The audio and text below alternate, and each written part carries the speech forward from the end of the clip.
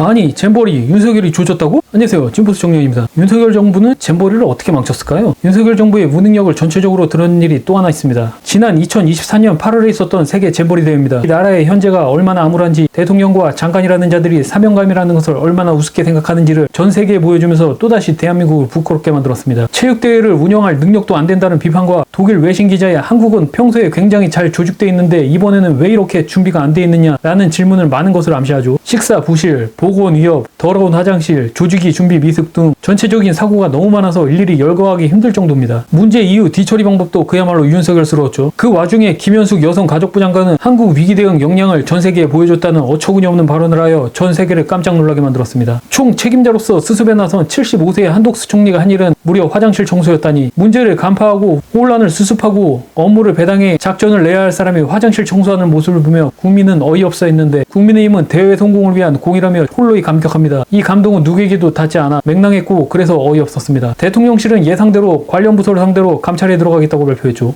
이 정부의 국정 운영이라는 게 모두 이런 식입니다. 사실 잼버리 대회라는 게 원래부터 이렇게 쟁점이 될 만한 사안도 아니었죠. 그냥 전 세계 각국에서 온 스카우트 아이들이 서로 단결해서 캠프하고 함께 잘 놀고 잘 먹고 잘 자게 해주고 불미스러운 사건이 일어나지 않게 관리만 해주면 충분했죠. 아마 대부분의 국민들은 잼버리 행사라는 게 있었는지도 몰랐을 겁니다. 고작 이런 행사 하나 똑바로 치르지 못해 온 나라를 시끄럽게 하고 시작부터 수습까지 온통 엉망진창으로 우왕좌왕했죠. 잼버리 대회 개영식에 직접 참여했던 한 변호사의 증언에 따르면 대통령이 온다고 떼약볕에 수많은 학생들이 힘들게 앉아서 3시간 기다렸는데 대통령은 그나마도 늦게 도착해 행사를 처음부터 다시 시작했다고 합니다. 잼버리의 실패를 K-팝 콘서트로 회복하겠다는 이 정부의 궁책 때문에 상암 월드컵 경기장에서 축구 경기를 못 보게 해 축구팬들 분통 터지게 하더니 엄한 K-팝 스타들만 울며 겨자 먹기로 동원되었죠. 문체부는 K-팝 스타 동원령을 자발적 참여로 변신시키며 자화자찬을 늘어놓았지만 여론과 팬들의 반응은 싸늘하기만 했습니다. 디스패치의 취재에 의하면 모 기획사 관계자는 국가 행사를 거절할 힘이 있나? 참석을 요청하면 맞출 수밖에 없다고 말하기도 했습니다. 윤석열 정권이 문화라는 것을 어떻게 생각하는지, 이 권력이 어떤 식으로 돌아가는지 분명하게 드러난 거죠. 이런 윤석열 정부의 무능함에 대한 비판이 계속되자 이번에도 어김없이 전 정부 문재인이 등장합니다. 전 정부는 여전히 윤석열 정부에 불입했습니다. 지금 우리나라 국정 경영의 주체가 윤석열 정부인지 전 정부인지 구분이 가지 않을 정도죠. 이번 잼버리 행사에서는 윤석열 정부가 전체 예산의 80% 이상을 사용했습니다. 그럼에도 국건이 문재인 정부의 잘못을 말하는 거 보면 인간이 대체 어디까지 뻔뻔해질 수 있는지 놀라울 정도입니다. 특히 잼버리에 참여한 아이들에게 곰팡이가 피인 삶은 달걀을 공급한 것은 부끄러움을 넘어 가히 기겁할 정도였는데,